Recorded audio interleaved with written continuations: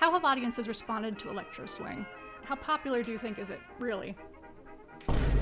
It's it's um it it's it I think it's sort of on its way.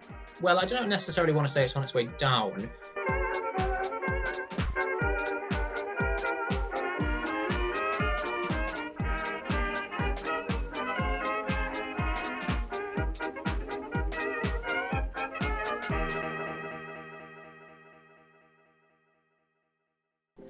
Hello, and welcome to my first Electro Swing interview, where we will be talking with the man who literally wrote the book on Electro Swing, Dr. Chris Inglis. Welcome, Chris.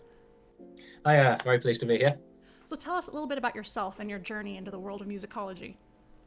Sure. I discovered Electro Swing, I think it was around 2012, and I was at university at the time doing my undergraduate degree. And I stumbled across this music that I hadn't heard anything like it before, and I thought, wow, what is this? This is fantastic. I love it. So at the time, I was coming up to the end of my degree, and I had to choose a topic to write my dissertation on. And I thought, well, actually, this is this new type of music that I've come across, and I love it. And it seems like there's kind of a little bit of a gap in the market for people doing research on it. So I thought, yeah, I'm going to choose to write my topic on that. Did that, I realized, yeah, I'm right. There's a gap in terms of people doing research into this area. So I thought, I'm going to follow through with this. And went on to do a master's degree in musicology, still studying Electro Swing, and then that turned into a PhD, which eventually turned into a book as well. So yeah, it's been a fascinating journey. So your book is titled Electro Swing, Resurrection, Recontextualization, and Remix. I especially love that you chose to put Bart and Baker on the cover. I bet they got a really big kick out of that too when you showed them. Yes, right there. There it is. Yeah, so I contacted several different Electro Swing producers, kind of looking for the perfect image to put on the cover. And Bart and Baker sent me that photo of them, and I just thought that is it. That is Electro Swing in one photo. I was really pleased that they allowed me to use that picture. I started reading your book, and I gotta say, it is the most comprehensive deep dive that I have ever read. So what drew you to study Electro Swing specifically? I mean, I think one of the things that fascinates me so much about Electro Swing, if you look at the genre from the perspective of jazz music back in its day really functioned as the dance music of the 1920s, 1930s, 1940s. And if you look at electronic dance music today, then the way in which people go out and they party and they go to these events and they have a really great time, it served the same purpose that jazz did back in the day. So what I really love about Electro Swing is that it's kind of connecting that same spirit that people have, that same desire to just go out and have a great time and have fun and party through the night across 100 years of music. And yeah, I called it recontextualization, and that's kind of the argument that I make, is that what we're doing is we're just recontextualizing the music of the jazz era for today. We're recognizing that the music served that particular function, and we're seeing, well, how can we make it serve that same function today? As you were creating this book, what was your writing experience like? Because Electro Swing's a relatively new subject. I imagine you probably had to do a lot more legwork than the average academic. Yeah, it's really interesting you say that. And like I mentioned before, when I first started doing the research, there really wasn't much to be going on. There's been very little work done on Electro Swing from an academic perspective. And that was both a good thing and a bad thing for me. The good thing was the fact that I can go and make my name for it, and it can be my area to research. But the bad thing was the fact that actually it was quite hard to find really good sources to draw upon, to find legitimate research into this newly emerging genre. So it was something of a challenge to write the book. It'd be really interesting to kind of compare our writing experiences. Obviously, you've written about Electro Swing as well, but from a different sort of perspective, haven't you?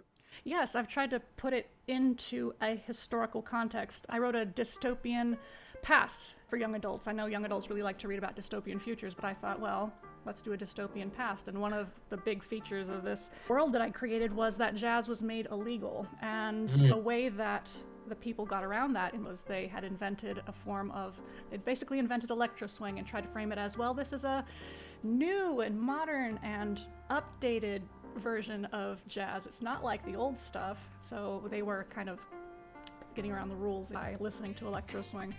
I love the approach that you've taken there. And it's not even too dissimilar to what actually happened with jazz. The way that jazz was viewed in the 1920s and 30s, if you look at some of the kind of real harsh criticism of it, you almost think there were people who were trying to ban jazz, at some time.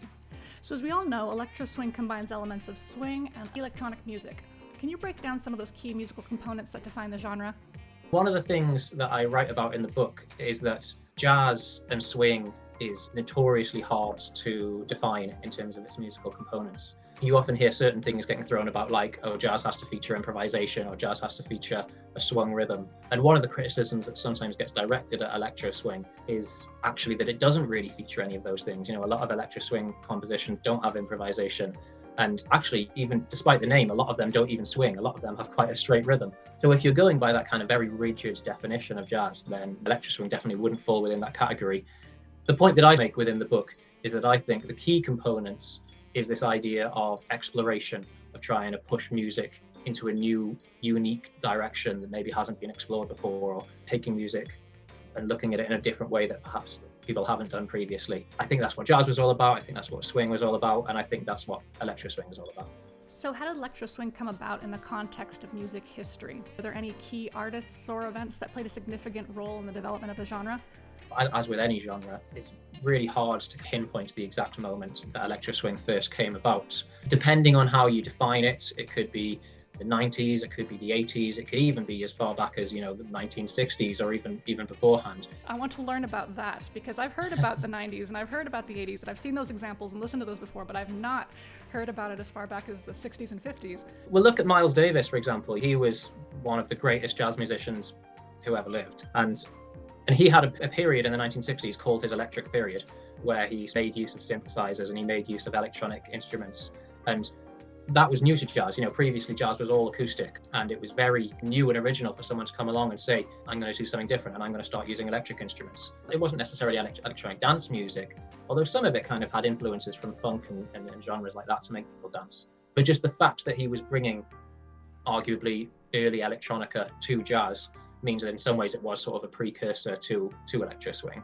In terms of electro swing itself, the earliest date that I usually point to is 1994, which was the release of Lucas with the Lid Off, which I think is the first definitive electro swing song. The songs that came before that, which you can kind of hear how they sounded a bit like electro swing, but Lucas with the Lid Off, that was electro swing.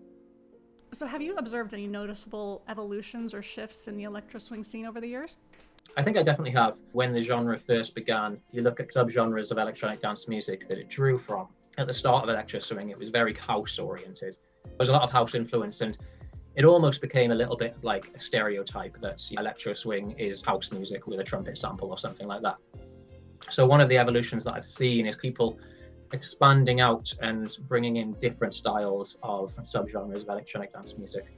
And it's really interesting to see how that's played geographically as well. You know, if you look at how the genre has evolved in different countries, everyone's doing it their own way. So here in Britain, we like a really kind of dirty sound. So there's a lot of like dubstep swing and drum and bass swing. Over in France, it's a really kind of heavy hip hop movement. You know, they like their hip hop a lot. I think over in the States, you're still kind of hanging on to the house sound a bit, but you're sort of pushing it in your own way as well. So it's certainly interesting to see how it's kind of splintered off into new sort of different directions. How have audiences responded to electro swing? How popular do you think is it, really?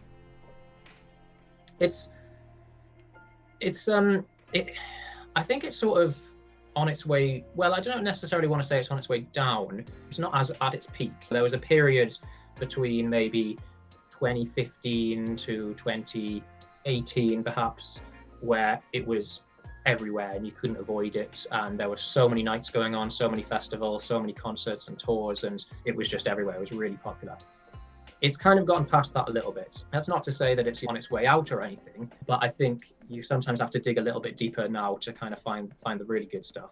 I've forgotten what your actual question. Sorry, what was the specific question again? Well, actually, I kind of want to go back to that point you were just about to make. Do you think that the pandemic might have caused that? Yeah, the pandemic was definitely an influence. When it first hit it back in 2020, it was really interesting to see how the genre responded to it. There were loads of live streams where people were DJing and having like mini festivals in people's living rooms where anyone could kind of stream in, and that was great. That was fantastic. And then maybe there were certain nights that kind of struggled to bounce back once it returned to being in person. I know certainly in Britain there's not as many kind of regular club nights as there used to be. The pandemic definitely will have had some influence in that.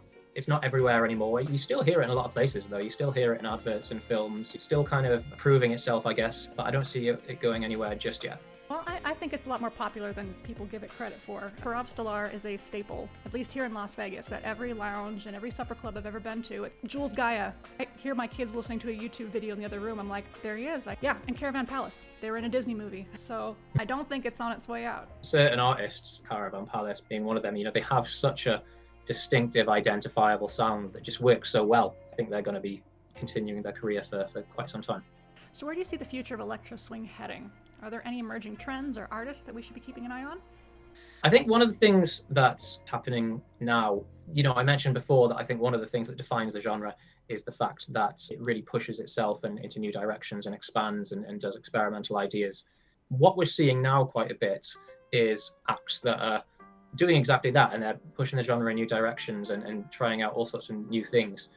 But it's sometimes getting a little bit more difficult to define where the border of Electro Swing is. There's a lot of acts, Caravan Palace being one, Correspondence try to go in this direction, Power of Stella, Dirty Moonshine, a lot of acts who kind of arguably aren't really even Electro Swing anymore. I still class a lot of these acts as Electro Swing because they have their feet firmly placed in that genre, and you can still kind of hear the influence coming through in a lot of the stuff that they do. But it's hard to define these things, isn't it? And I think what we're seeing more and more is acts doing really unique things where it's definitely jazzy and it's definitely dancey, but we're sort of seeing almost new genres emerge in a way. All right, well, thank you so much for taking the time to chat with us today, Chris. Yeah, thank you very much. Yeah, I really enjoyed myself. Where can the folks at home find your book if they want to look into your research into Electro Swing? Yeah, Electro Swing, Resurrection, Recontextualization and Remix, released by Routledge. You can find it on Routledge's website. I've got a few other chapters and a few other publications as well. So, just look my name up and you'll find some stuff out there. All right, I'll add a link down below. Thanks again. Thank you very much.